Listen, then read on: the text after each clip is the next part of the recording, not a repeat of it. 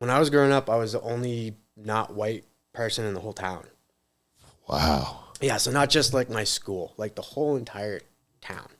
No black people. No, no, Wow. no. I was the only, non-white.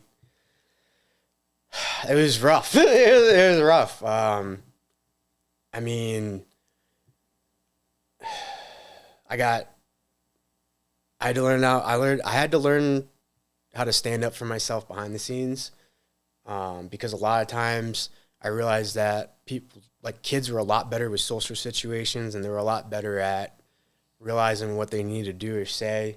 So like they would be able to get away with things where I kind of wasn't. You know what I mean? Like I wasn't trying to get away with anything. So um,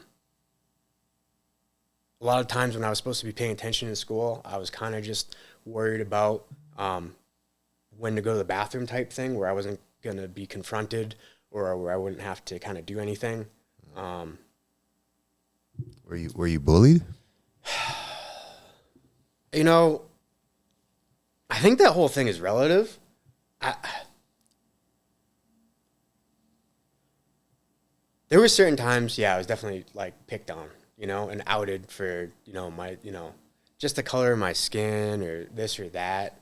And then even in like the school, I remember one time in particular when this is actually kind of when I kind of gave up on school too, was that we were doing a project on genes, right? So what's in your genes, what carries on, what what your biological parents pass down, physical features, stuff like that. Well, I couldn't really do it, because I don't have anything from my parents, and then everything that I was gonna say, that was everything that everyone almost picked on me for, and be like, oh, like I remember there was times when kids would be like, they would wonder if my skin was dirty because they'd never seen anyone who was tan, so they'd try to rubbing the skin Wow. because they thought my skin was just dirty. And in the summertime, I'd get really, really dark, so like it got worse.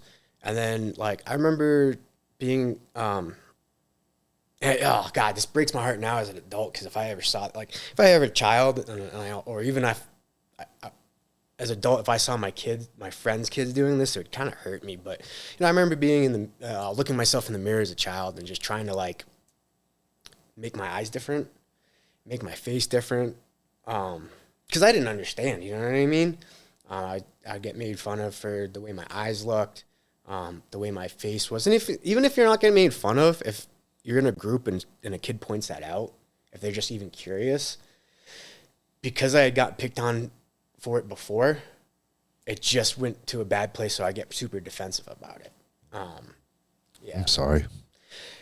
That's horrible. Me too, but Yeah, that's horrible. it gave me really, like I said, gave me a really unique outlook on life, and made me who I am today. So I wouldn't really necessarily wish that on anyone else, but I do know that, like, as bad as my childhood was, like, it's not the worst. Like, I've heard of other kids that have had way worse. So you're going through a school and you're dealing with this stuff. A lot of kids, when they, start getting hair under their armpits, going through them stages and stuff, life starts becoming different. What was high school like for you? Once you get into high school, was it to continue? Does it continue all the way through high school, or do you start to rebel, or So how does that work? So at that point, apparently, I had already kind of, unbeknownst to me, made a name for myself. So like, people didn't really talk to me or pick on me at that point. By the time I hit that grade, I see. I was decent at sports too. So it was, like I had made different teams early on. So I was usually the younger kid on those teams. So I kind of learned how to stick up for myself and everything like that. So it wasn't really an issue. And then I ended up switching schools a couple of times during that period of like freshman year. I switched like three separate times, and so the high school I came from was kind of known as a tougher school, so no one really picked on me by that time. Don't mess. He's from so and so. Don't mess with him, right? Yeah, and not that I was, and I wouldn't honestly consider myself a tough kid, and I didn't like fighting. I didn't like any of that stuff, but it was always,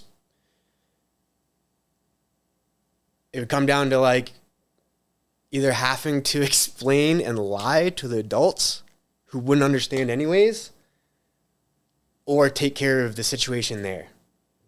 And to me, I hated lying. I couldn't do it. I'm still to this day, I'm so honest that like it's to a fault.